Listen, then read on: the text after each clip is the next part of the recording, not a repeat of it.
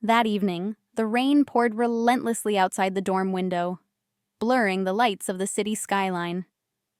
I sat at my desk, staring at the email from the university housing office, the words sharp and unforgiving. Final notice.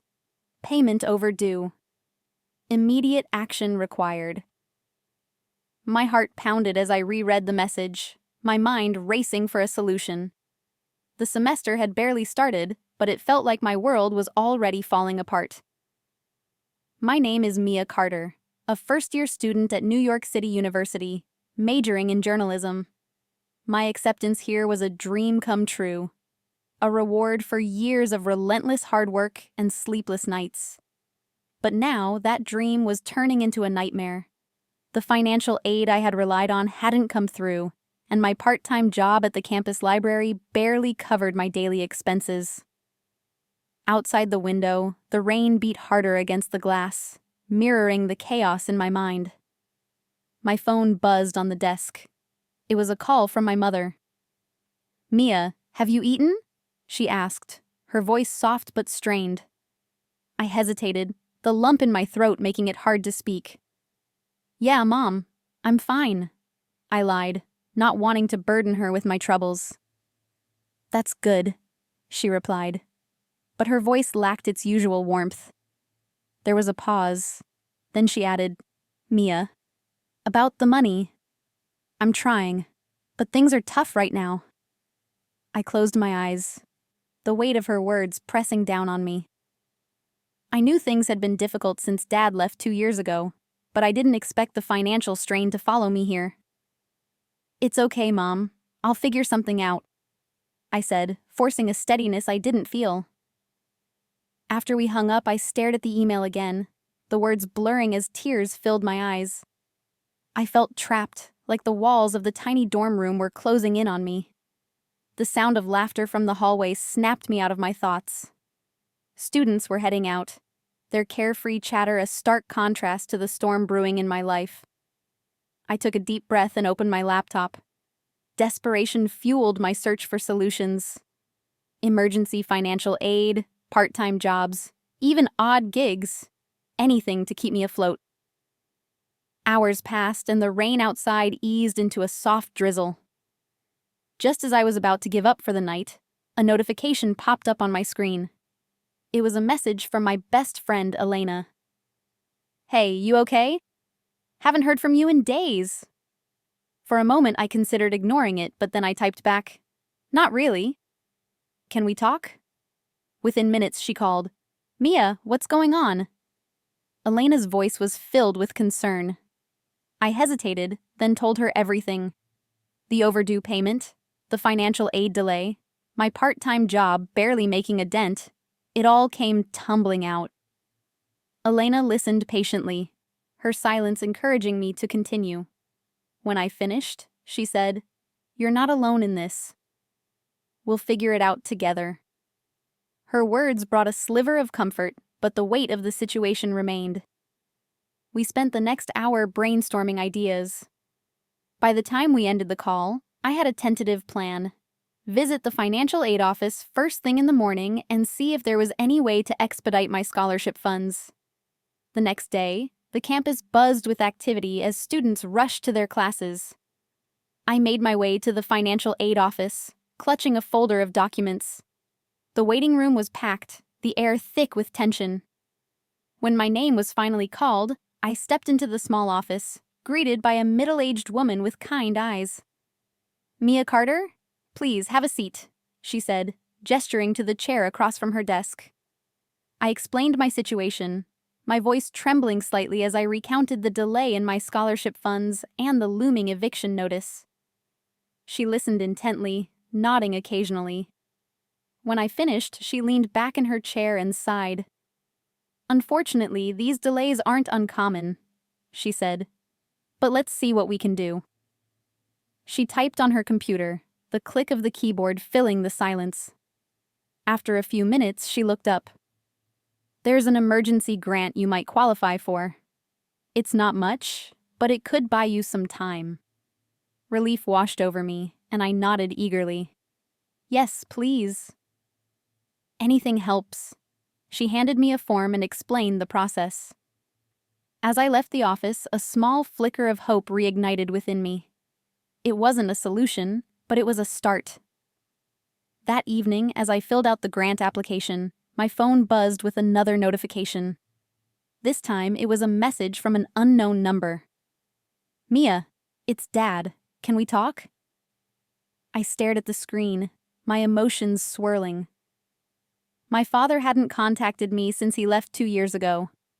Part of me wanted to ignore it, but another part, the one that still yearned for answers, compelled me to reply. "What do you want?" The response came quickly. "I heard you're in trouble. Let me help." A bitter laugh escaped me. Help? From the man who had walked out on us? But as much as I wanted to reject his offer, the desperation in my situation made me hesitate. Against my better judgment, I agreed to meet him. We arranged to meet at a small cafe near campus. When I arrived, he was already there, looking older and more worn than I remembered. He stood as I approached, a tentative smile on his face. "Mia, it's so good to see you," he said, his voice filled with emotion. I sat down, crossing my arms. "What do you want?" He sighed, running a hand through his graying hair. "I know I've made mistakes, but I want to make things right." "Why now?" I asked, my voice sharp. "You left us. You left Mom. Do you have any idea what that did to us?" He looked down, guilt etched across his face. "I know I can't undo the past, but I want to help. I've been saving up. It's not much, but it might help with your tuition." His words caught me off guard.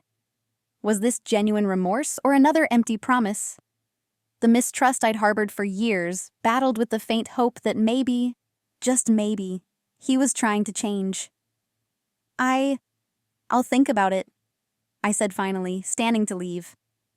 "But don't expect forgiveness overnight." As I walked back to campus, my mind raced. Should I accept his help? Could I trust him? The answers weren't clear, but one thing was certain. I needed to focus on the present. In the weeks that followed, I threw myself into finding solutions. The emergency grant came through, covering part of the overdue payment. I picked up extra shifts at the library and started tutoring high school students in the evenings. It was exhausting, but the thought of losing my place at NYCU kept me going. Meanwhile, my relationship with my father remained tentative. He called occasionally, checking in and offering support. Each conversation chipped away at the wall I'd built around my heart, but I wasn't ready to let him all the way in. One evening, as I was packing up my things at the library, Elenas showed up, her face lit with excitement.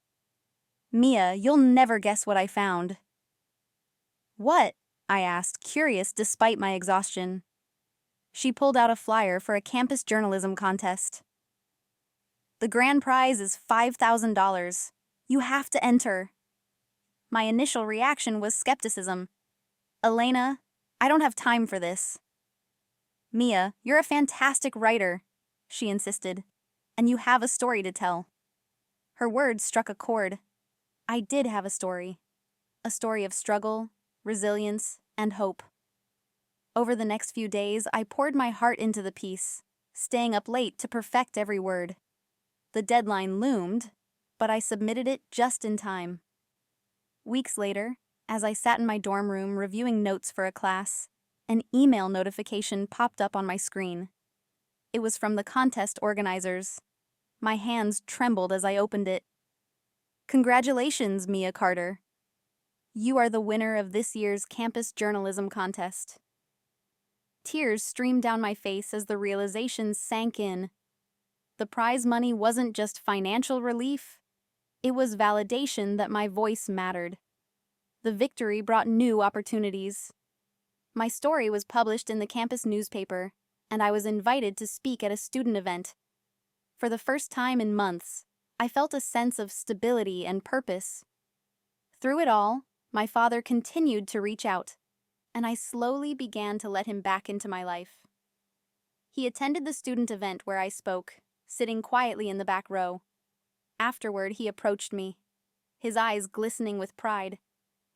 "Mia, that was incredible," he said. "You've grown into an amazing young woman."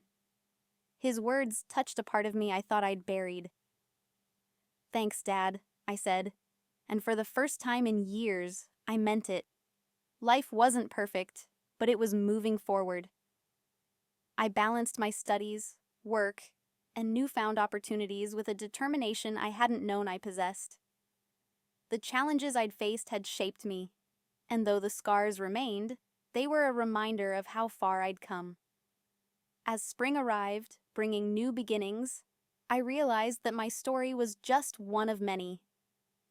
Each student on campus carried their own struggles and triumphs.